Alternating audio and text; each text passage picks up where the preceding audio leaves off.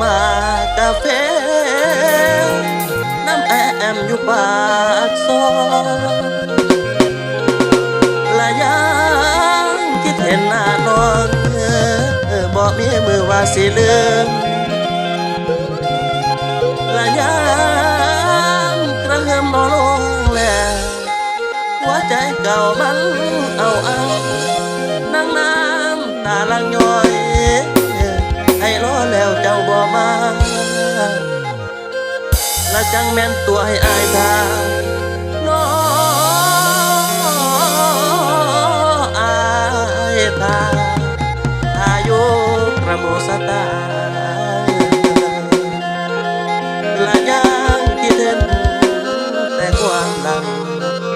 ทั้งผ่านมาแต่โดนแล้ว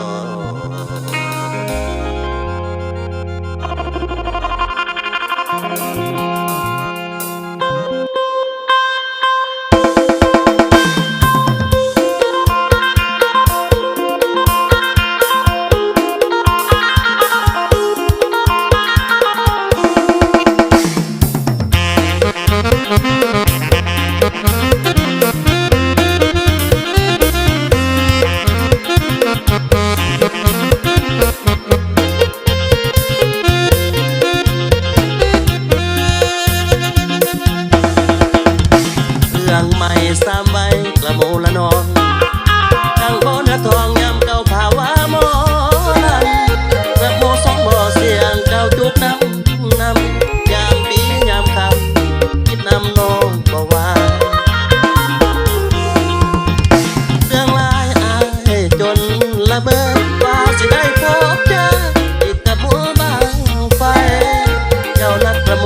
เอาไว้วางปีกายปล่อยให้เก่าเสียใจเพราะกระโมลาวเกินปล่อยมาเหิงตั้งแต่เปิงเข้านั้นได้มายำกันอยู่ที่เมืองปากซองออกกับผ้าใส่บาตรแต่เศร้าละมาเข้าสู่ดงผ้าหอกปงหนังทรงทางไก่น้ำตะเก่าเน้นไหลเกี่ยวเลยกระโมเอง